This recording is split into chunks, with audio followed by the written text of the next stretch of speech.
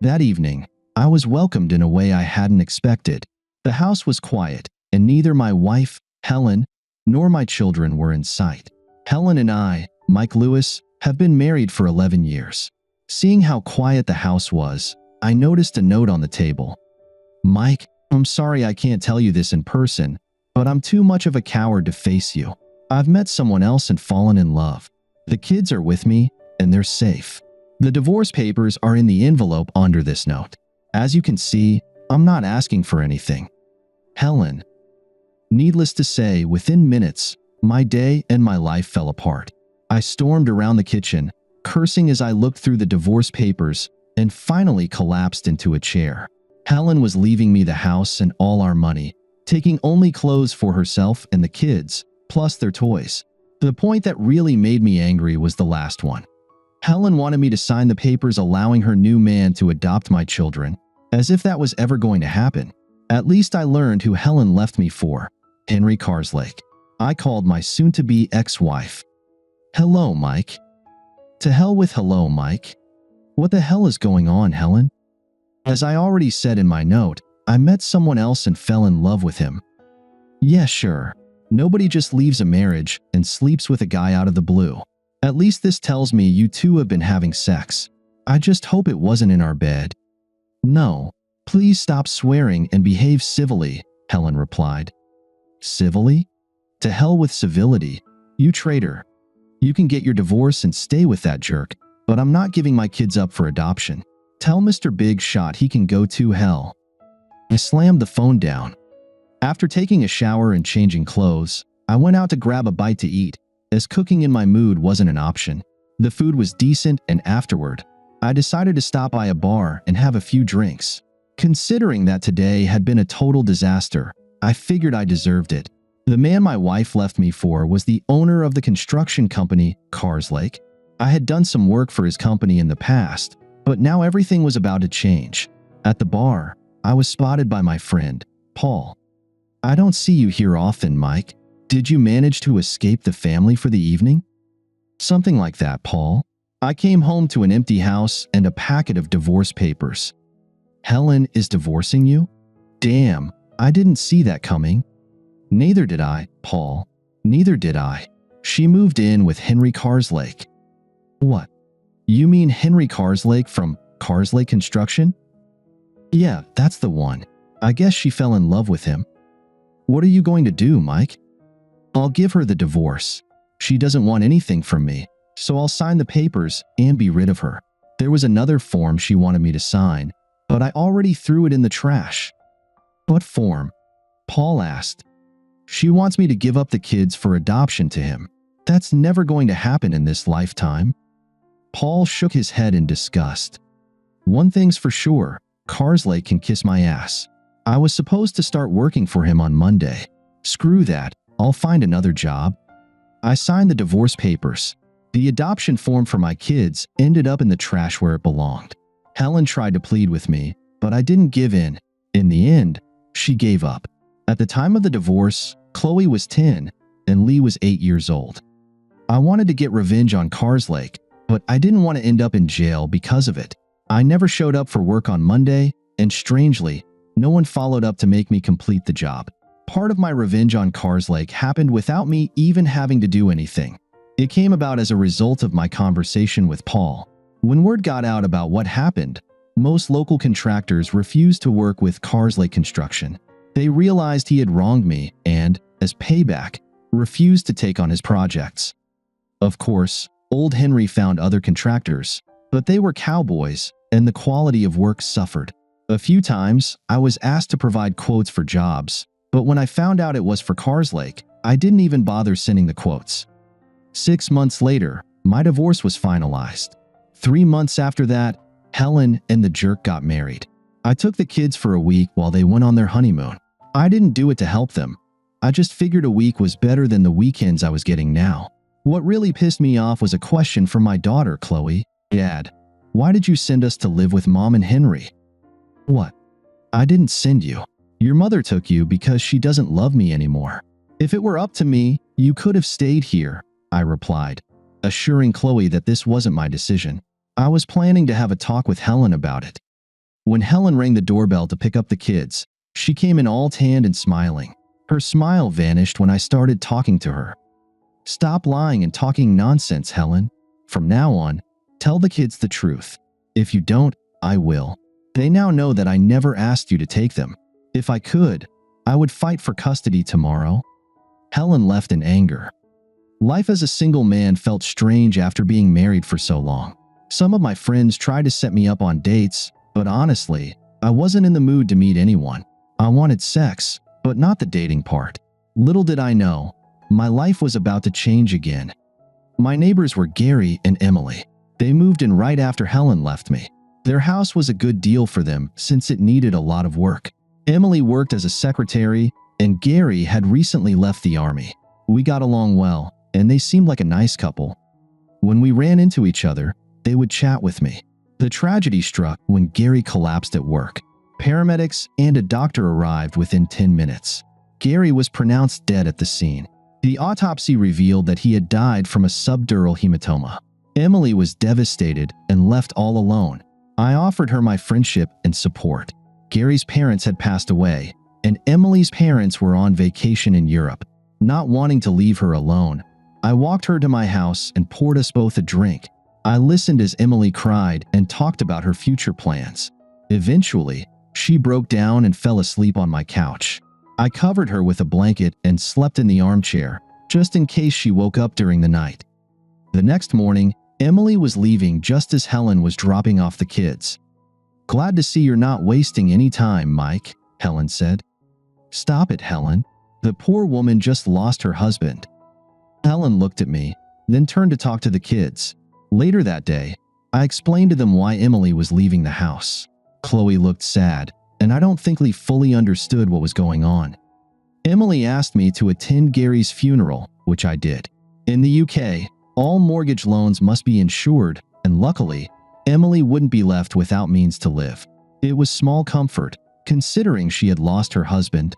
Emily's parents returned from Europe, and they both spoke with me after the funeral. I assured them I would look after Emily, as aside from her co-workers, I was her only friend. I offered Emily help with any small tasks that needed to be done. Nothing major, just things to keep the house in livable condition. The next time Helen dropped off the kids, she stayed in the car, which was perfectly fine with me, as it saved me from having to talk to her. Emily and I spent quite a bit of time together, not as a couple, but more as friends supporting each other. Almost a year later, Lee was playing in the yard while I was working on my van. I heard voices and turned to see him chatting with Emily. I called out to him and asked him not to be a bother, but then I heard Emily say it was fine. She was just hanging laundry to dry. "Emily, do you want to have dinner with us tonight?" "Lee, you can't just invite people over for dinner like that. She's not just people, she's Emily." We both stood there laughing. I asked Emily if she'd like to join us for dinner. "Yes, I'd love to. That would be great, thank you." Lee ran off to tell Chloe we had a dinner guest. I apologized for Lee being so forward. Emily helped me prepare dinner, and it was clear that she was quite skilled in the kitchen. She also helped me clean up afterward and stayed with us for a while before heading home. "Thanks for dinner, Mike. I really enjoyed it." "Thank you for accepting the invitation." I hugged Emily goodbye and watched as she walked to her house. Hearing her door lock behind her, I returned inside. "She's really nice, Dad. Is Emily your girlfriend?" Chloe asked me with a smile. "No, Emily is just a friend and a neighbor," I replied, though I couldn't help thinking it wouldn't be so bad if she were my girlfriend. I just kept that thought hidden from the kids. On Sunday afternoon, Helen picked up the kids. I knew they would tell her that Emily had joined us for dinner, and I wasn't wrong. The next time Helen came to pick up the kids, she paid special attention and asked about Emily. "Not that it's any of your business, but Emily is just a friend. Besides, you left me for that jerk, so why do you even care about me?" "I don't care, Mike. I just asked, that's all." "Yeah, sure. You got what you wanted. What I do is none of your concern." "I didn't get everything I wanted." "No, you didn't. And if you mean that I'll let that idiot adopt the kids, forget about it. That's never going to happen, so get used to it." "I was just thinking." "No, Helen, you weren't thinking. You left me for the luxurious life with him. If he wants kids, he can have his own. That bastard took my wife and ruined my marriage, and there's no way he's ever going to adopt these kids, ever." Helen pouted and went home. I smiled, knowing I had gotten under her skin. 1 year later, I hadn't seen Emily for a few weeks, partly because I had been very busy. My friend Paul was rewiring a house for a young couple and asked me to give a quote for a complete plumbing overhaul. My quote was accepted, and I had a few hectic weeks to get everything finished. While working on the house with Paul, he kept me updated on the local news. Carslake still had to rely on out-of-town specialists, as most of the local guys were still avoiding working for him. When the work on the house was finally finished, I had some time to relax. I decided to invite Emily to dinner. She agreed, and we set a time for Saturday evening. When I went to pick her up, I was taken aback. She was a petite woman, and she had a haircut I like to call elven. The dress she was wearing highlighted her slim figure, and for the first time, I began to feel a physical attraction to her. Dinner went great, and we spent a lot of time talking about our lives in general. Later that evening, I walked Emily to her door. "Thank you for a wonderful evening, Mike." I smiled, and before I could say a word, Emily stood on her tiptoes and kissed me. Not just a polite peck, but a full kiss. "Wow, I didn't expect that," I said, barely catching my breath. "Take me out again, and let's see where it leads," Emily smiled, wishing me good night before giving me a polite kiss on the cheek. I asked Emily out again, and this time we ended up in my bed. She may have been petite, but oh my God, she was a dynamo in bed. I don't think I've ever had such satisfying sex. Emily and I started spending more and more time together, and eventually, she sold her house and moved in with me. The kids thought it was great that I was dating, and I knew they'd tell Helen everything. From what Chloe said, their mother wasn't impressed. Well, she didn't want me, but Emily did. A year after we first slept together, Emily and I got married. When the kids told Helen, she just scoffed and turned away. Emily and I had 2 children. We named the first boy Gary and his younger brother Robert. My 2 older kids were already old enough to drive themselves when they came to visit me, which meant I had even less interaction with Helen. Years passed, and one evening, Chloe told me she was getting married. The night before, her boyfriend Josh had proposed to her. As her father, I asked if they needed any help with the wedding expenses. We didn't think we would, but now we do. I looked slightly confused until Chloe explained. Henry said he would cover the wedding costs. We were sitting with him and Mom, discussing everything, and then he dropped a bombshell. Henry would cover the expenses only if he got to walk me down the aisle. I told him no way, that's your job. And Henry said that if that's the case, he won't be contributing to the costs. Chloe was clearly upset. I, on the other hand, was furious with Carslake for pulling such a stunt. Emily asked if she could talk to me privately, so we went out to the garden. "Mike, we still have some money left in the bank from the sale of my house. Please use it to cover the wedding expenses. Chloe deserves it." "I know, Emily, but that's your money. I can't ask you to spend it on Chloe." "Yes, you can. Now go and tell that poor girl that we'll cover all the costs." Chloe was overjoyed when I gave her the news. We agreed on a budget, and everything they wanted fit within it. The next day, Chloe called me to say that Henry was furious, and apparently, Helen wasn't too happy either. One afternoon, we were sitting in the garden when Lee showed up unexpectedly. He said he had to leave because he was tired of hearing his mom and Henry argue. "Are they still fighting about the wedding?" Emily asked. "No, it's something else. As far as I can tell, Henry isn't fulfilling his duties in the bedroom." I burst out laughing. It felt satisfying to know that Helen had left me for someone who couldn't deliver when it mattered. "The walls in the house are paper thin, Dad. I can hear them at night. I think Mom is fed up with Henry not being able to perform in bed." We had a good laugh over the situation while sipping our beers. Lee stayed the night with us to avoid the arguments at home. On the day of Chloe and Josh's wedding, Helen was clearly unhappy. Chloe had told her that she and Henry would be seated behind Emily and me. The church service went smoothly. I agreed to let Helen sit at the head table during the reception, but Henry was seated with Emily, Robert, Gary, and Lee. After all the speeches were made, the catering staff cleared a few tables to make room for dancing.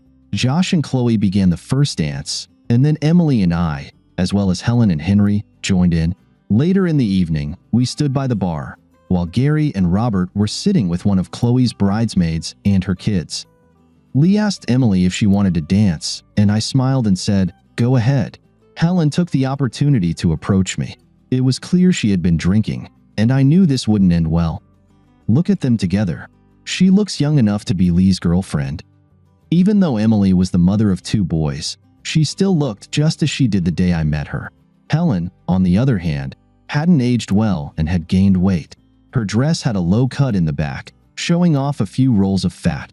Henry was overweight and losing his hair. They were a perfect match. "Don't start, Helen. Jealousy doesn't suit you. Besides, we're divorced, so you no longer have the right to comment on my life." Jealous? Jealous of her? Please, she looks like she still needs to be in school. I'm sure she'll be fine once she fills out and gets a bust worth talking about.